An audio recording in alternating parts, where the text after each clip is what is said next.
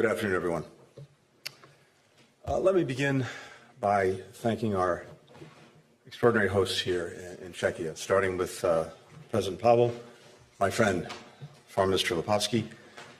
Thank them for hosting this meeting of NATO's foreign ministers in advance of the NATO summit, but more important, to thank them for the remarkable ally and partner that Czechia is, demonstrating over these 25 years of its membership in the alliance how much it contributes to our common defense, to our common purpose, and to sustaining our common values. I also want to thank Secretary General Stoltenberg. I've said this many times before, it bears repeating. His vision, his tenacity, his leadership of this alliance during a highly consequential decade has been nothing short of remarkable. And he's got more leadership to do as we get to the summit in Washington. It's not an overstatement to say that this is a critical moment for transatlantic security. We've seen in recent weeks Putin ramping up an offensive against Ukraine in Kharkiv in the northeast, Ukrainians continuing to show extraordinary courage in resisting the Russian aggression. The Kremlin's also been intensifying its hybrid attacks against frontline states, NATO members, setting fire and sabotaging supply warehouses, disregarding sea borders and demarcations in the Baltics, mounting more and more cyber attacks, continuing to spread disinformation.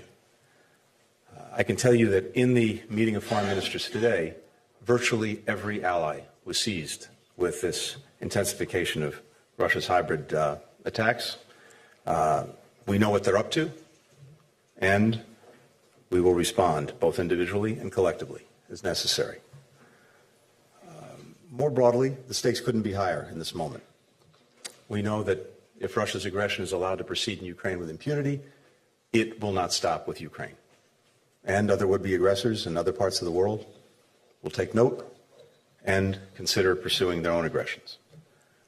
By continuing to strengthen Ukraine, by continuing to show our determination to make sure that it can effectively defend itself, we're also strengthening the security of the United States, of Europe, of free countries all around the world. I was in Kiev a couple of weeks ago, and one of my messages then was that Ukraine is not alone. As the Ukrainian people continue to fight for their freedom, for their independence, for their prosperity, for their democratic future, a future where they decide for themselves the trajectory of their country, they're not alone. The United States is with them. Ally after ally in NATO and many countries beyond are with them as well. And I heard that reinforced loudly and clearly today among the NATO allies. Since Congress passed the President's supplemental budget request of $60 billion last month, with overwhelming bipartisan support in our country, we've sent assistance surging to the front. Tens of thousands of artillery rounds, thousands of anti-tank mines, air defense capabilities, already making a difference. Partners are speeding up their own deliveries to Ukraine, doing more than their share. We saw yesterday, and some of you were with us, how Czechia is sourcing artillery shells around the world and transferring tanks as well to Ukraine. The Netherlands and Germany are contributing additional Patriot air defense systems. Sweden is sending $1.3 billion for radar surveillance aircraft, artillery shells, armored vehicles, and the list continues.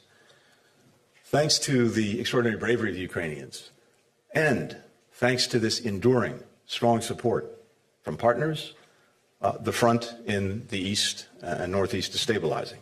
And of course, Ukraine has made significant gains in the Black Sea, pushing back the Russian fleet, allowing Ukraine to continue to grow its economy by exporting, in fact, exporting through the Black Sea as much, even more than it was before the Russian aggression in February of 22. So at this pivotal time, the work of the alliance and the NATO summit itself that we'll host in Washington is, I think, more important than ever. We look forward to welcoming our NATO allies to Washington. And, of course, it's the 75th anniversary of the most successful alliance in history. So we will celebrate that fact.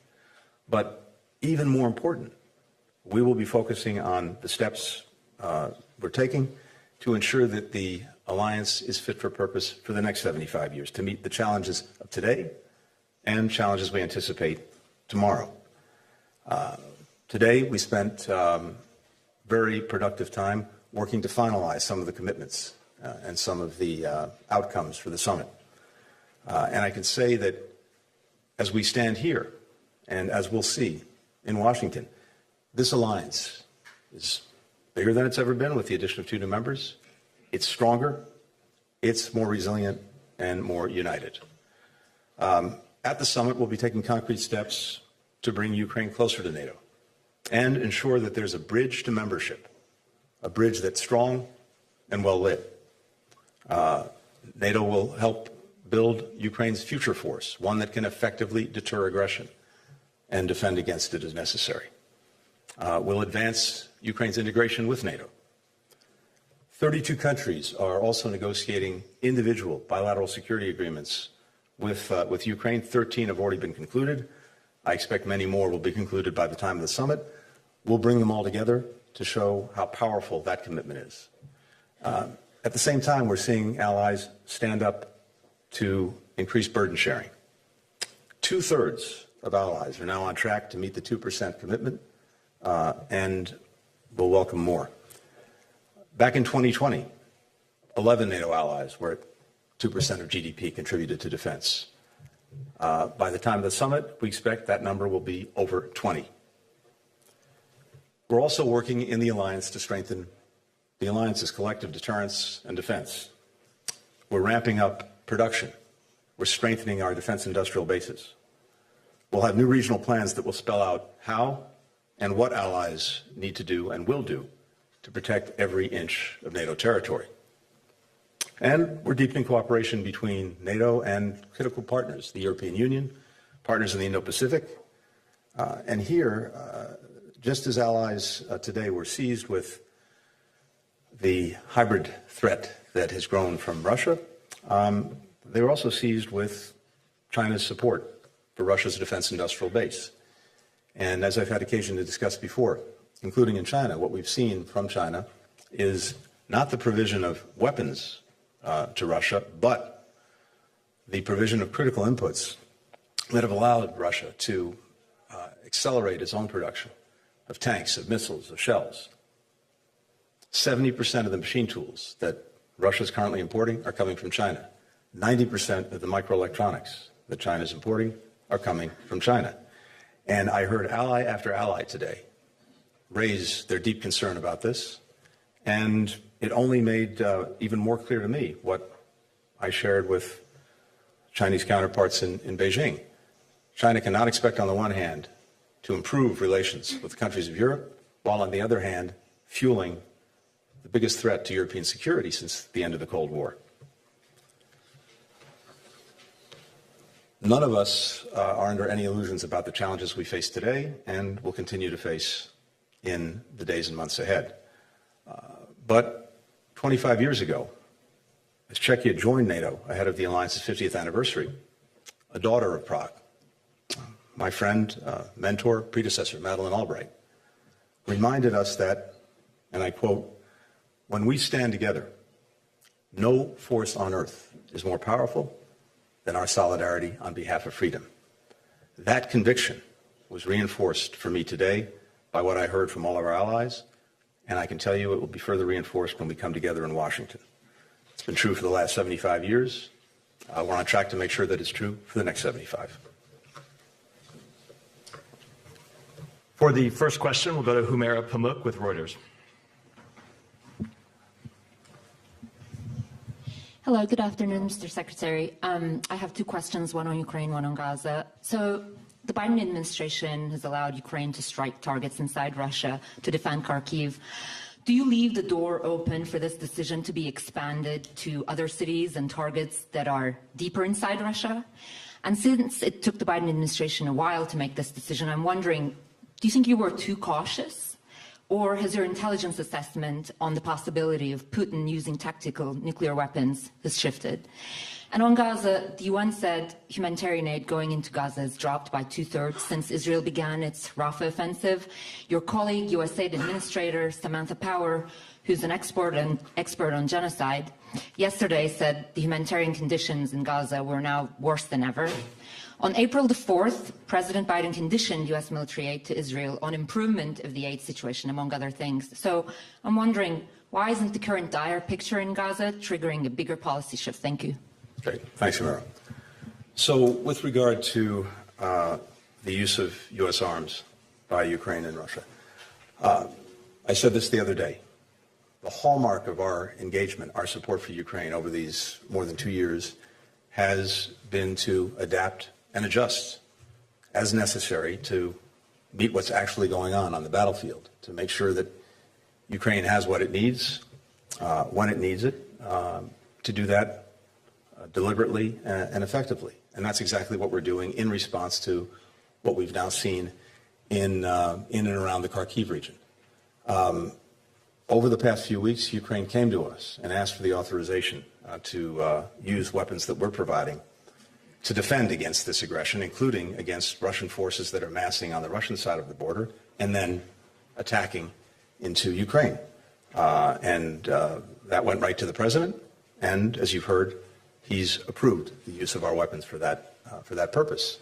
Going forward, we'll continue to do what we've been doing, which is, as necessary, adapt and adjust. And that, as I said, has been a hallmark of our engagement. It will continue to be. As I've also said many, many times, we want to make sure that we're proceeding deliberately as well as effectively. So I think time and again, we've adapted, we've adjusted, we've provided Ukraine with the systems, the weapons it's needed. But again, as I've shared with you many times before, for example, when it comes to weapon systems, we also want to make sure that they have the necessary training to use the weapons and they have the necessary capacity to maintain them. So you have to look at this in a comprehensive way. And I think if you look back, as well as look at what we're doing now, it reflects a very deliberate determination to make sure that we're getting Ukraine what they need when they need it. With regard to Gaza and the humanitarian situation, the humanitarian situation remains dire for people in Gaza. We've seen changes, some positive changes, but the net effect is not there. The positive changes are that, of course, crossings in the north have been opened in recent weeks, including Zakim. We have a route from Jordan that is getting trucks in. If you look at the number of trucks that are actually getting to Gaza and going in, it's up significantly. But distribution within Gaza is not working effectively. And part of the reason for that are the combat operations in the south. In addition, Rafah gate continues to be closed. President Biden secured an agreement with Egypt and with Israel to make sure that goods could go through Kerem Shalom, including goods coming from Egypt. But Rafah remains closed, and that's a real problem. So the focus that we have, continue to have, and are working on intensely every day is, again, making sure that we're not just measuring inputs, we're measuring impact. And yes, the impact remains insufficient in terms of addressing the acute needs of children, women, and men in Gaza. But it's a moving story every day as we're working intensely to make sure that the different access points are working and then distribution within Gaza is working more effectively. And that's what we're focused on. Since President Biden conditioned this on it, then why wouldn't you use that leverage? The United States provides almost 70% of Israel's weapons. That gives it a big leverage, and President Biden specifically conditioned it on this and other things. Why wouldn't you use that policy? The issue is the conditions are such that the effective distribution of aid is being impeded, and that's what we're working on, trying to make sure that the conditions are there, and there are ways of doing this much more effectively. We're trying to get the results. That's what I'm focused on. For the next question, Henry Foy with the Financial Times. Thank you very much, Mr. Secretary. We know that Ukraine hopes, and in some regards expects, an invitation to join NATO at the summit. We also know the Euro administration and other countries are opposed to that this summer. As such, what tangible, real things can you offer, both you as the US and NATO, Ukraine, to ease that disappointment and avoid the sense of them feeling let down again, and the response that we saw from Kyiv in Vilnius to that? Thank you. Thank you. Well, as the Allies agreed and made clear at Vilnius, the last summit, Ukraine will become a member of NATO. And our purpose now is to put in place the bridge to bring Ukraine closer to and then ultimately into NATO. And as I've said, it's a bridge that I think as you'll see emerge at the summit, that's both very strong and very well lit.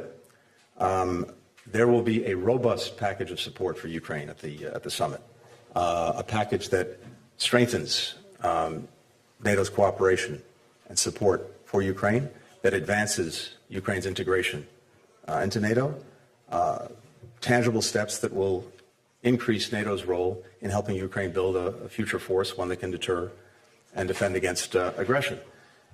At the same time, you're going to see, I think, the completion of these bilateral security agreements, 32 countries that are engaged in doing that. I expect all of that to come together at the summit as well, and that will help ensure that Ukraine is properly resourced to continue to defend itself. But this is a process, and we're proceeding very methodically and proceeding in a way that is delivering practical benefits to Ukraine, including advancing its membership to NATO in very clear and practical ways. John Hudson with the Washington Post. Thanks, Mr. Secretary. You don't do domestic politics, but you do. Good, thank you. But you do represent the United States on the world stage. What are you hearing from foreign counterparts about the guilty verdict in the Trump trial? I really have nothing to share on that. We have diplomatic conversations that will remain just that, diplomatic conversations in private. And former President Trump's trial was defined by his efforts to castigate and delegitimize a court of law. Does that give you any pause about how the Biden administration has responded to another court of law, the International Criminal Court, as well as the International Court of Justice with regards to Gaza? I'm not going to comment on the first part of your question because, as I've long said, I don't do politics, I do policy.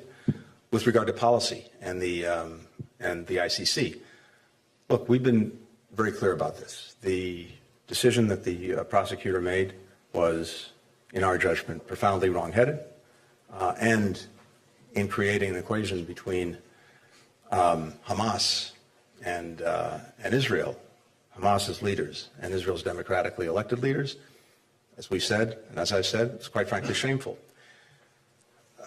The reality is that the court was created for a very good reason, to be a court of last resort, one that would swing into action where a country either couldn't or wouldn't effectively police itself.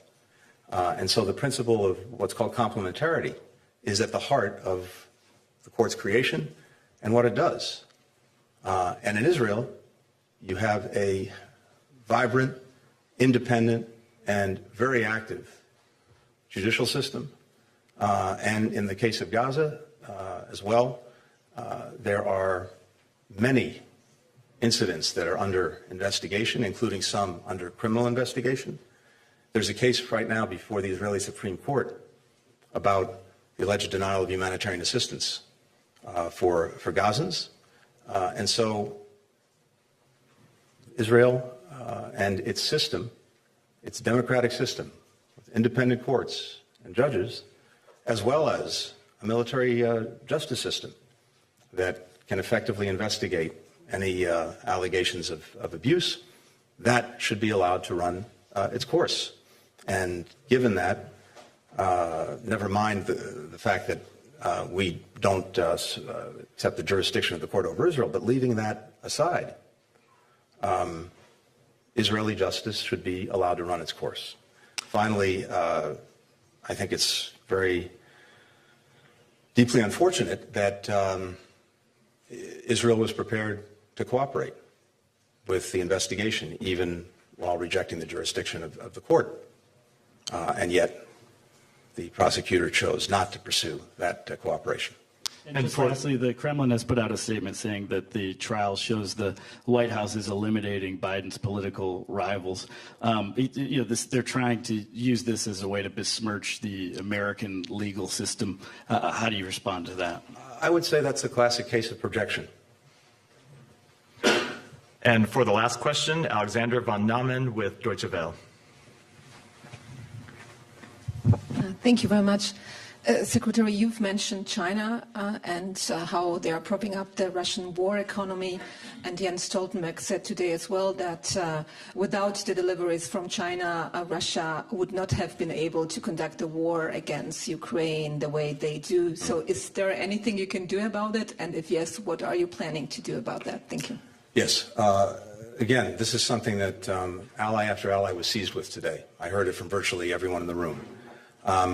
We've already taken action against Chinese entities that have been involved in sanctions evasion, involved in supporting Russia's defense industrial base, including sanctioning more than 100 Chinese entities of one kind or another. And as I've made clear, as necessary, we will continue to do that.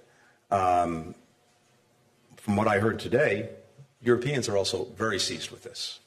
And I would expect to see actions taken by Europeans, by Europe. And again, I come back to this proposition that's so clear. Russia getting this support from China is, as Secretary General said, a huge difference maker right now on the battlefield. And for China to purport to have better relations with countries in Europe while fueling this, what I believe is the biggest threat, and what Europeans believe is the biggest threat to their security since the end of the Cold War, does not add up. And I think that will continue to have consequences going forward. Thank you. Thank you all.